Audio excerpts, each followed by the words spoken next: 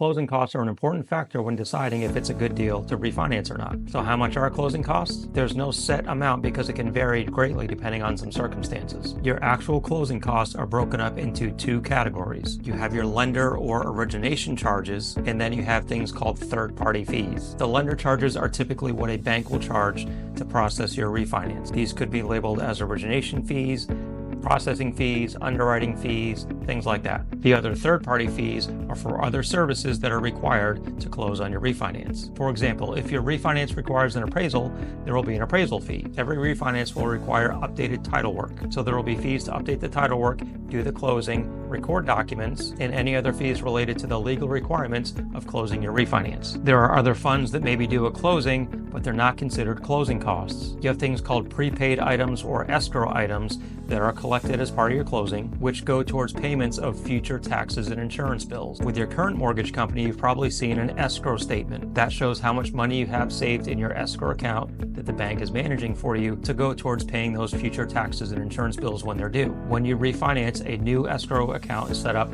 with your new mortgage company, and there's an exact calculation done to determine how much needs to be collected at closing to make sure there's enough in the account to pay those bills when they come due. When you close on your refinance, your current mortgage company gets paid off and that account gets closed. Whatever funds they have remaining in your escrow account that have not been spent yet will get refunded to you typically within 21 days. And it's normal for the amount of funds collected from you to start the new escrow account should be pretty close to the funds that the current bank has for you for your existing escrow account. So it should be basically a wash. So those prepaid and escrow items are collected at closing, but they're not considered closing costs because those are for things you would pay for regardless of if you had a mortgage or not. Now, different loan amounts do not typically make a huge difference in what the closing cost amounts are. For example, closing costs on a $1 million loan are not 10 times more expensive than closing costs on a $100,000 loan. There are a few line items that will change depending on the loan amount, but for the most part, most of the items are pretty similar. But closing costs on a refinance can vary greatly depending on where you are and where the property is. Different states have different rules regarding closing costs and what's required to be paid. For example, some states charge taxes every time you refinance, which can make it more expensive to do. It's important to look at closing costs in conjunction with interest rates